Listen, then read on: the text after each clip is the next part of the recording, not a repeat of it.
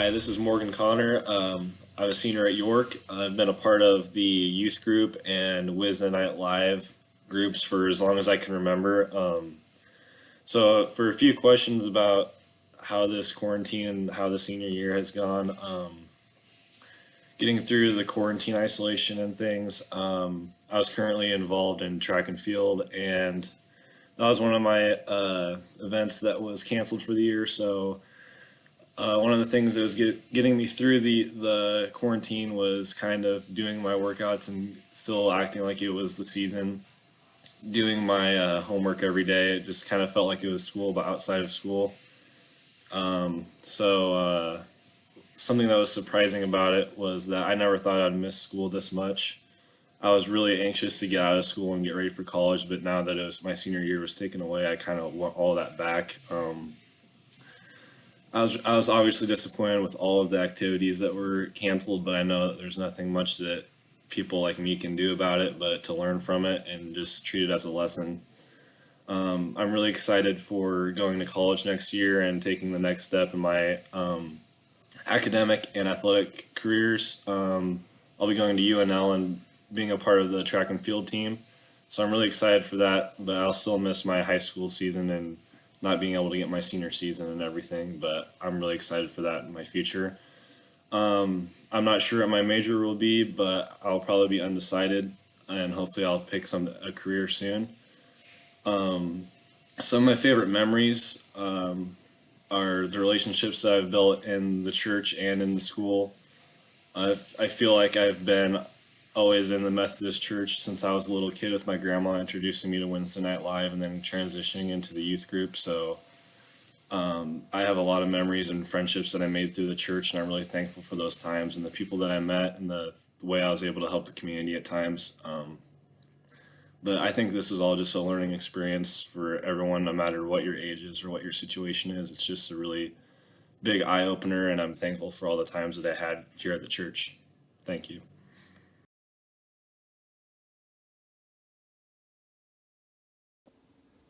I know a lot of us seniors are pretty disappointed about how this school year is coming to an end, but I'm sure we'll be all right.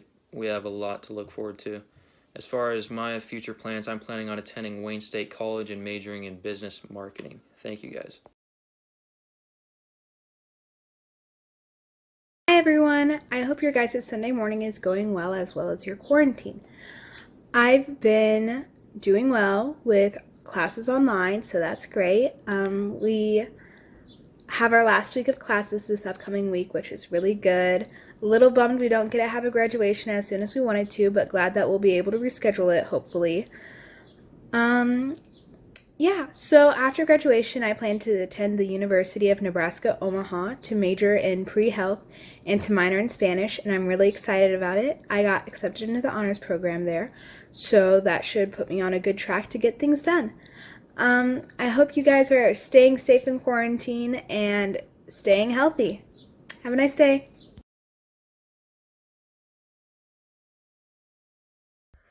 I'm Matt Mittman, and I would say overall, after I got adjusted to quarantine after the first couple weeks, it hasn't been too terrible. I've stayed pretty busy with work and then my school work. I'd say probably the worst part about it all is just not being able to see my classmates very often anymore, which is kind of sad, but I guess it's all right. And after high school, I'm going to be attending the University of Nebraska-Lincoln, majoring in agronomy. And my career goal is to come back to our family business as crop consultants. I just wanted to thank the church for all the support throughout the years. I really appreciate it.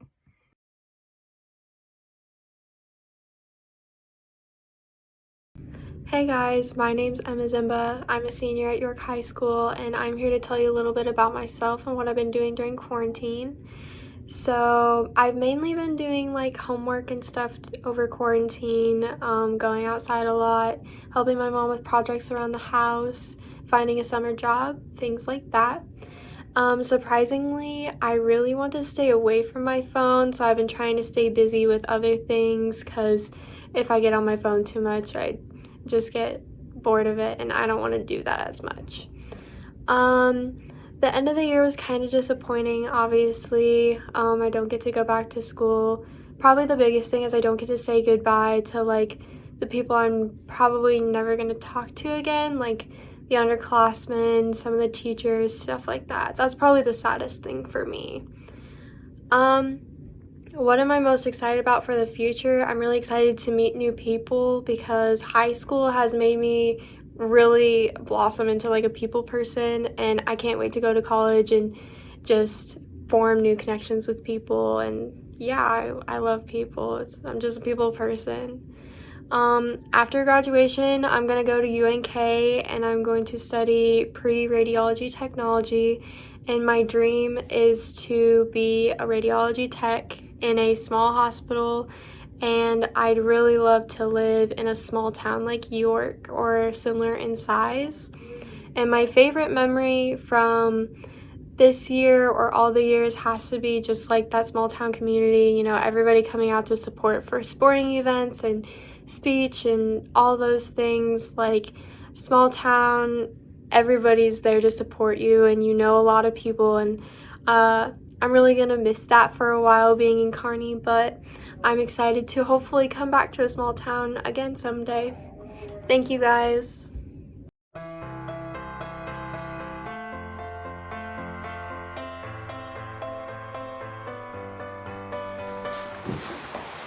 Greetings from the Gohoek family. We hope you are all doing well and we miss you. If you don't know, I'm Mark. I'm Keela. I'm Cage. I'm Erica, and this is our dog, Bruce. Life's been pretty interesting the past few weeks here, and we're really trying to make the most of it. We feel like there's definitely some positives to be taken from all this.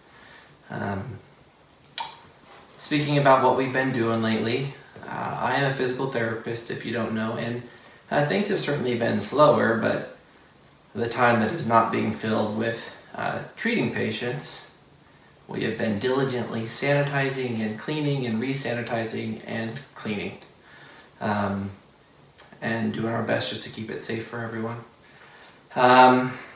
Generally speaking, when I get home, it's time to take the kids off Mom's hands because she has quite a load here at home right now, and she'll tell you about that. Keela, you want to tell the folks what you've been up to? To keep me entertained, most of my free time when we're not doing homeschool, I'm reading. We went to, on a field trip, and I gotta put my head under a little waterfall, and we gotta swim in a river. Yeah, the four of us went to Platte River State Park last week and enjoyed the sunshine. We have been trying to be outside quite a bit when people start going stir crazy. It's helpful and good for mom's patience.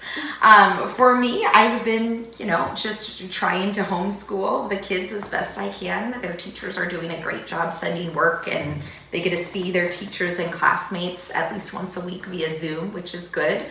I teach English at the high school, so everything, of course, has moved to the computer, which has been an interesting adventure, but it is going surprisingly well.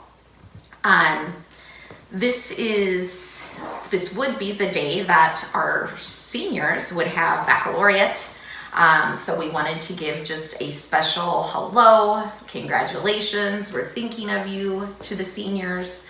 Mark and I took over the high school youth group this past year, and that has been a true joy for us. So we just wanted to tell all of you congratulations, best of luck.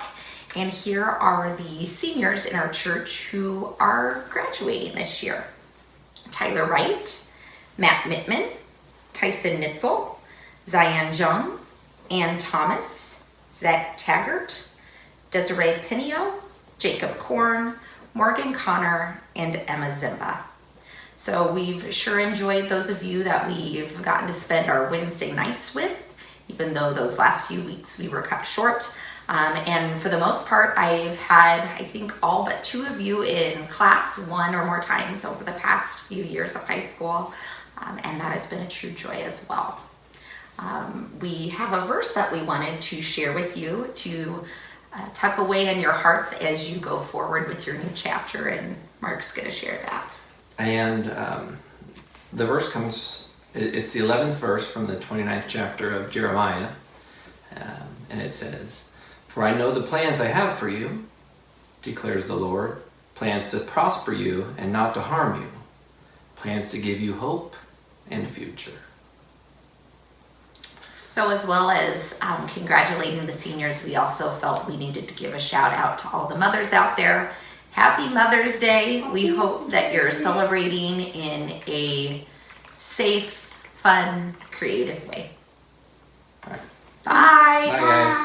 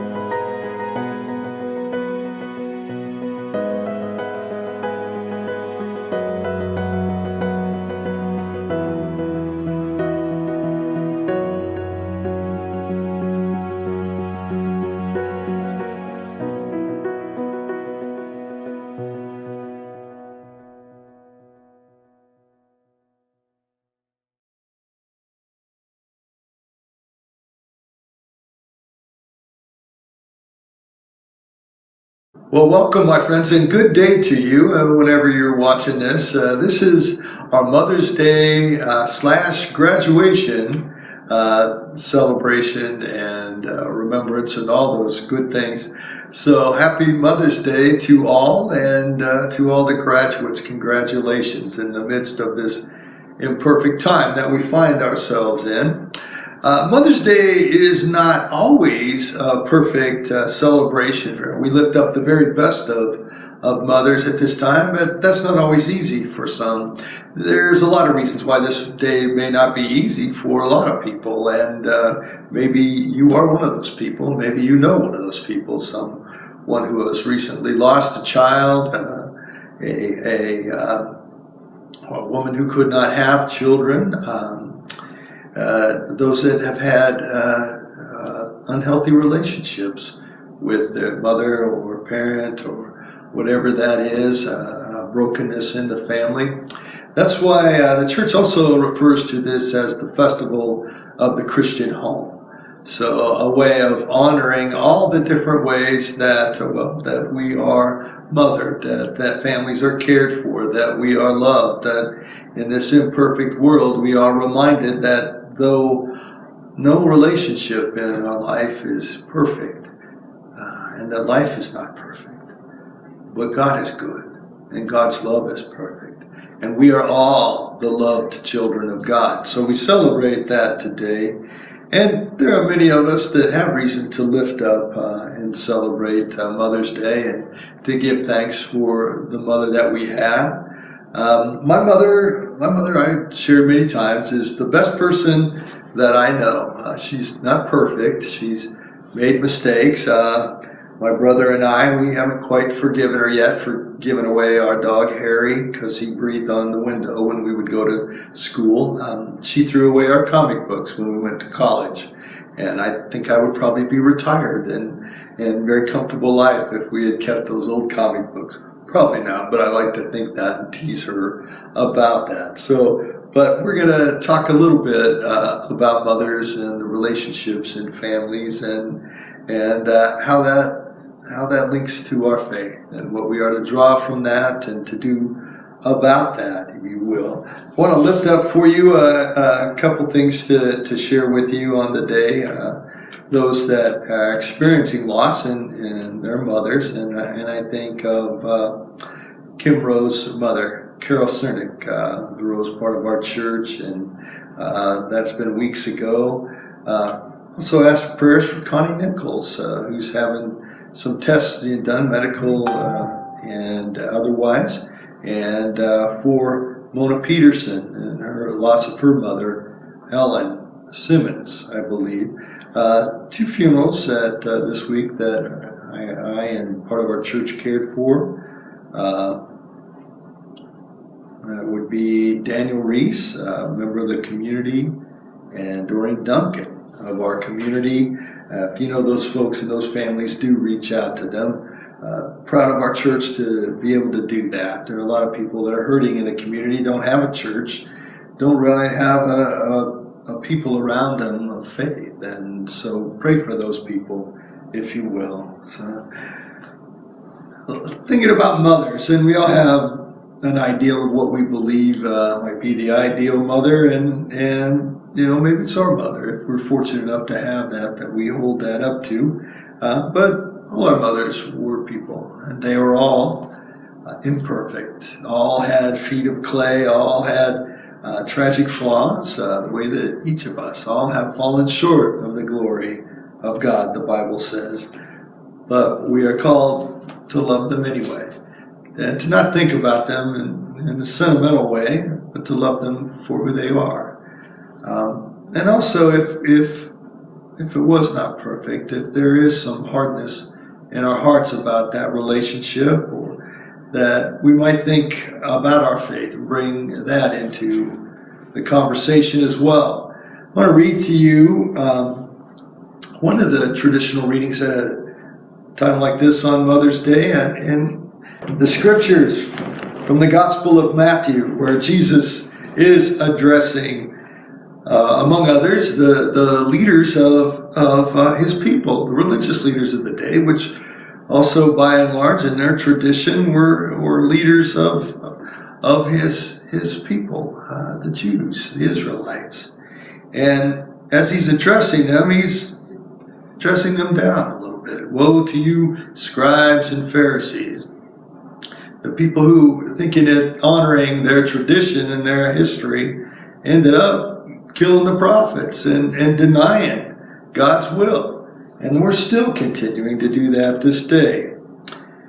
And he says to them, "Oh, Jerusalem, Jerusalem, killing the prophets, and stoning those who are sent to you.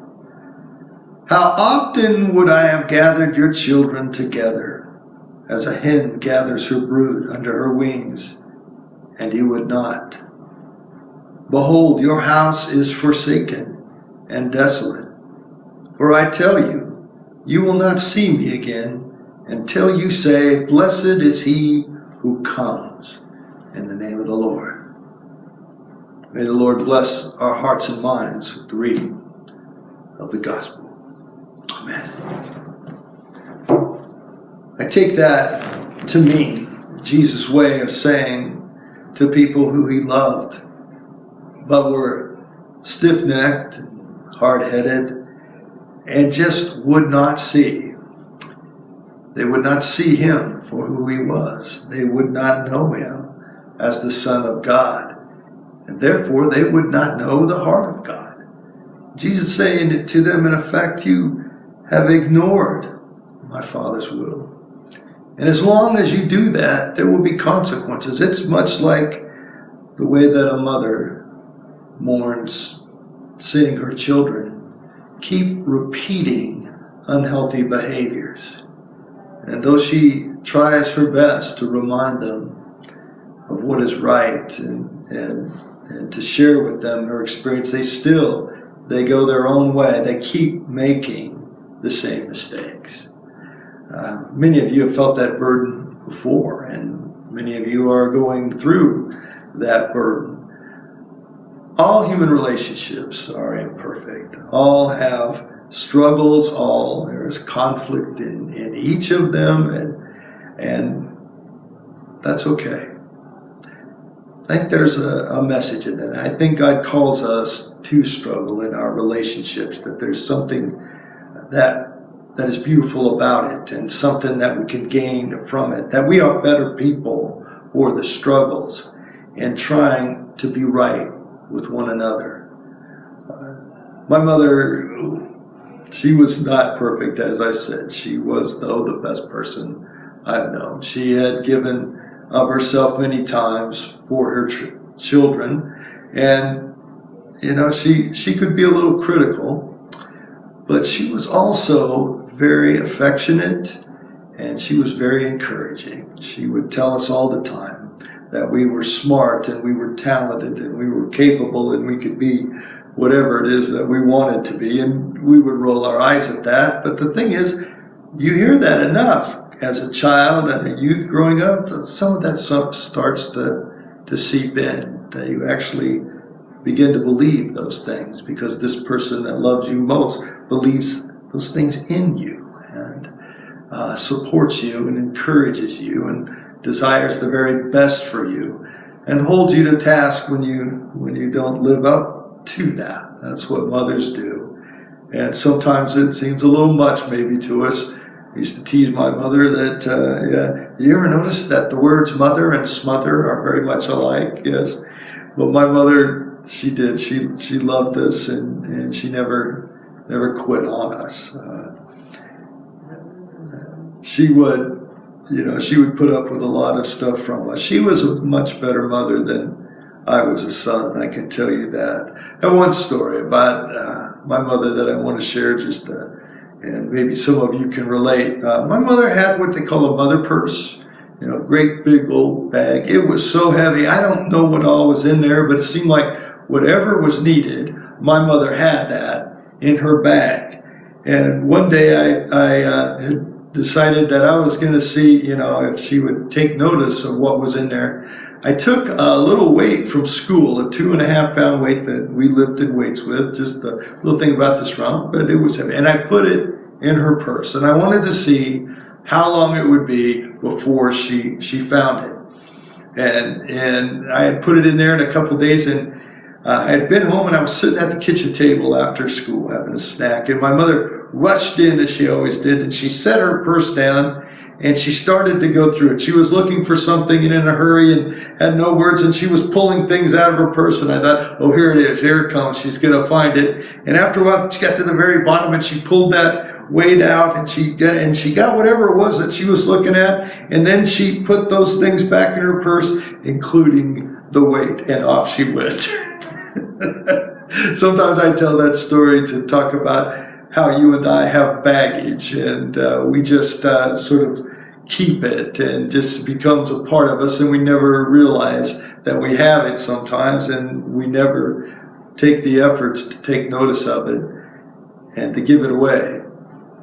My encouragement today for all that have struggled in their relationships with their mother or someone in their home, that we get rid of that weight, that we forgive them, that forgiveness for Jesus is not just about for the other person who's harmed us, but for ourselves, that we not carry around weight needlessly. Life is difficult and hard enough to do that. So my encouragement today, if you have someone in your life that is worthy of lifting up and celebrating and giving thanks for what they have meant to you, and those who have mothered you, do that today.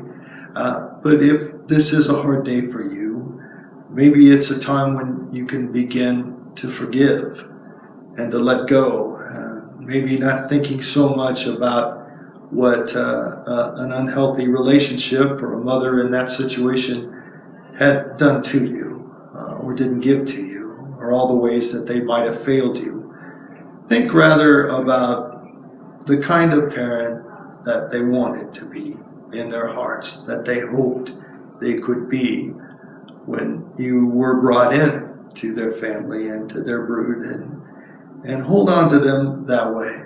Forgive them for all their failings and humanness, and realize that human love, though is not perfect, that God's love is, and that we have a parent in heaven who loves us unconditionally and no matter what, like a hen loves her chicks.